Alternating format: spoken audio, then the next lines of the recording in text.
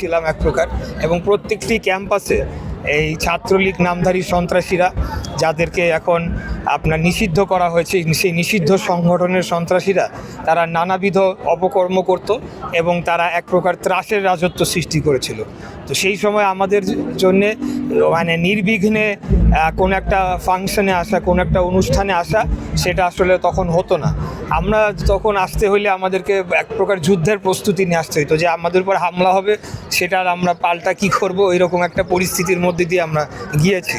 তো এখন এইটাই সব থেকে ভালো লাগছে। সাকরাইন তো একটা জাস্ট অ্যান ওকেশন। ভালো লাগছে যে আমি ঢাকা ইউনিভার্সিটির ক্যাম্পাসে বহু বছর পরে, আগে তো আমি আসি নাই সেরকম, আমি এখন মুক্ত আকাশে একজন সাধারণ নাগরিকের মতো প্রবেশ করে এখানে এসে দাঁড়াতে পারছি।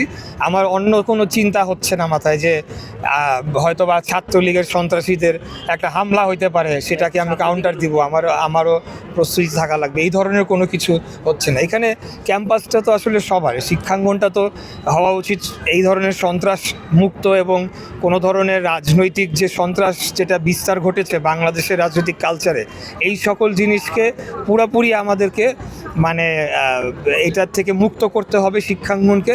এবং আসলে ঢাকা ইউনিভার্সিটি সহ অন্যান্য বিশ্ববিদ্যালয়, এখান থেকে যারা বের হয়ে আসে তারাই তো বাংলাদেশকে নেতৃত্ব দেয়। তো তাদের যে কালচারটা শেখানো হবে সেটা খুব গুরুত্বপূর্ণ বলে আমি মনে করি।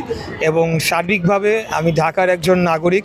আপনারা জানেন যে ঢাকা দক্ষিণ সিটি কর্পোরেশন থেকে আমি মেয়র পদে নির্বাচন করেছিলাম বিএনপির মনোনীত প্রার্থী হিসেবে। তখনও আমি এসেছিলাম আমার একদিন ক্যাম্পেনে, তখন আমি ওখানকার তৎকালীন ভিসি যিনি ছিলেন সবার সাথে কথা বলে গিয়েছিলাম।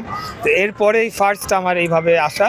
তো সব মিলিয়ে আমি বলবো যে আই এম ফিলিং গুড। ঠিক আছে। Thank you.